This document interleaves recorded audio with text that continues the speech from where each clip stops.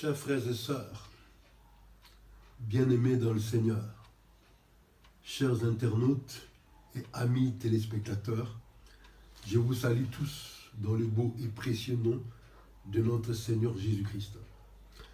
Le Seigneur m'a mis à cœur ces jours de parler de la compassion de Dieu. Et pour parler de la compassion de Dieu, nous allons lire ensemble l'évangile de Jean, au chapitre 5, les versets 1 jusqu'à 9, et puis nous lirons le verset 14. Je lis au nom du Seigneur. Après cela, il y eut une fête des Juifs et Jésus monta à Jérusalem. Or, à Jérusalem, près de la porte des brebis, il y a une piscine qui s'appelle en hébreu Bethesda, qui a 5 portiques. Sous ces portiques étaient couchés un grand nombre de malades, des aveugles, des boiteux, des paralytiques, qui attendaient le mouvement de l'eau. Car un ange descendait de temps en temps dans la piscine et agitait l'eau, et celui qui y descendait le premier, après que l'eau avait été agitée, était guéri, quelle que fût sa maladie. Là se trouvait un homme malade depuis 38 ans.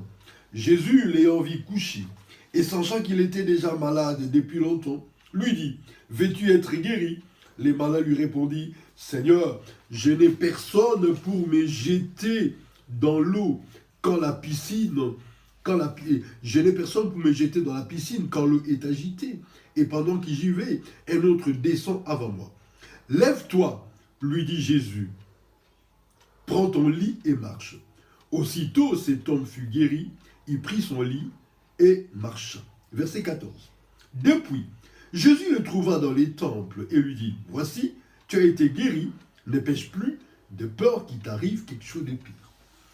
Bien-aimés dans le Seigneur, il y a 6 choses que j'aimerais partager avec vous ces jours en rapport avec ce passage que nous venons de lire. Première chose, c'est le lieu où s'est trouvé cet homme qui attendait le mouvement de l'eau produit par l'ange s'appelait Bethesda. La piscine s'appelait Bethesda.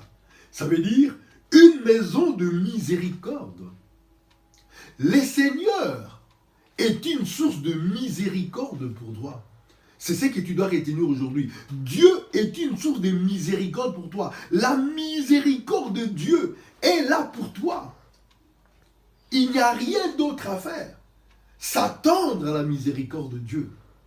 Compter sur la miséricorde de Dieu. Bien-aimés dans le Seigneur, sans la miséricorde de Dieu, nous ne sommes nulle part. Sans la miséricorde de Dieu, il n'y a aucun espoir dans ce monde. Et j'aimerais ces jours te présenter la miséricorde de Dieu et te rassurer de compter sur cette miséricorde. Deuxième chose que j'aimerais partager avec vous, c'est que l'ange descendait dans cette piscine et celui qui entrait dans la piscine le premier était guéri. Quelle que soit sa maladie, il y avait des boiteux, des estropiés, des aveugles, des paralytiques et des gens atteints par toutes sortes de maux, des maux physiques comme des maux sociaux, des maux psychologiques, des maux spirituels, des maux familiaux. Il y avait toutes sortes de situations. La miséricorde de Dieu peut apporter la solution dans n'importe quelle situation. Je ne connais pas la situation dans laquelle tu te trouves maintenant. Mais mon frère, ma soeur, ne désespère pas, ne baisse pas les bras, quelle que soit la situation dans laquelle tu te trouves. Même si le monde dit, c'est trop tard, c'en est fini.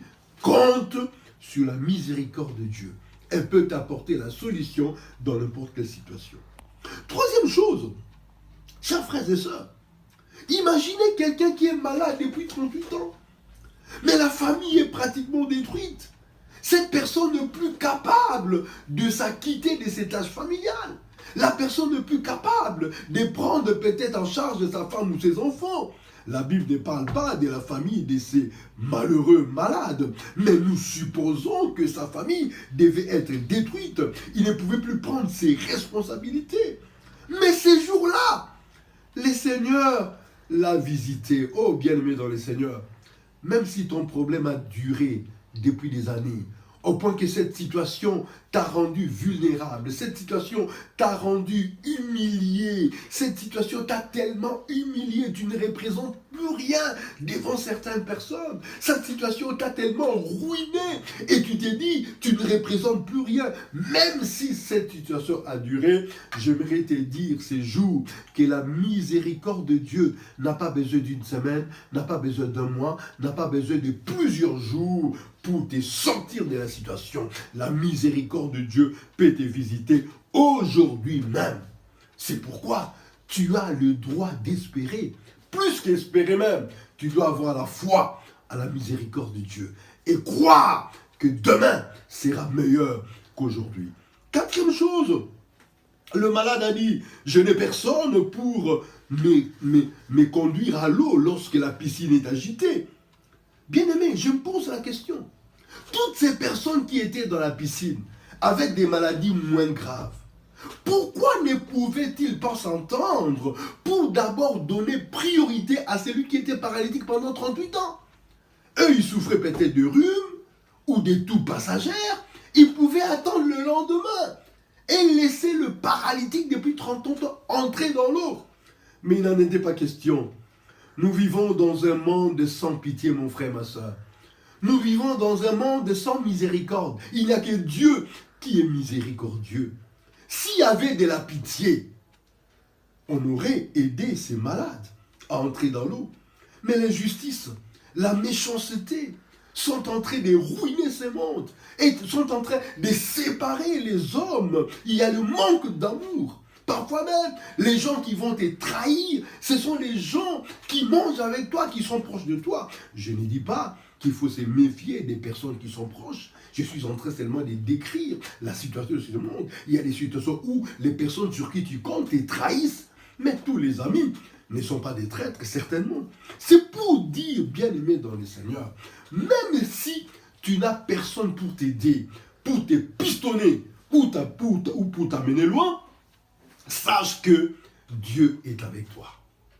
Quand Dieu est avec toi, même si beaucoup de gens ne t'accompagnent pas, ne sont pas avec toi, si tu n'as pas de problèmes personnels avec ces personnes, tu peux être tranquille. Dieu est avec toi. Mon frère, ma soeur, ne te décourage pas. Même si ta situation a duré longtemps, parce qu'il n'y a personne pour t'aider, j'aimerais te dire ce jour que Dieu là à côté, il va t'aider. Cinquièmement, avant, dernière chose, oublie le passé, mon frère, ma soeur. Jésus a dit à cet homme, lève-toi, prends ton lit et marche. Le premier geste de s'élever, c'est dans la tête. Beaucoup de gens sont morts dans leur tête. Ils se disent, je ne peux plus rien faire, je ne peux plus monter, demain sera pire. Commence par t'élever dans ta tête. Commence à croire que demain sera meilleur. Commence à croire que dans ta situation, c'est possible d'être changé. Commence à croire que dans ta situation, Dieu peut faire de grandes choses. Commence à croire qu'il n'est pas trop tard pour toi de faire des exploits avec le Seigneur. Dis-toi que c'est possible d'être délivré.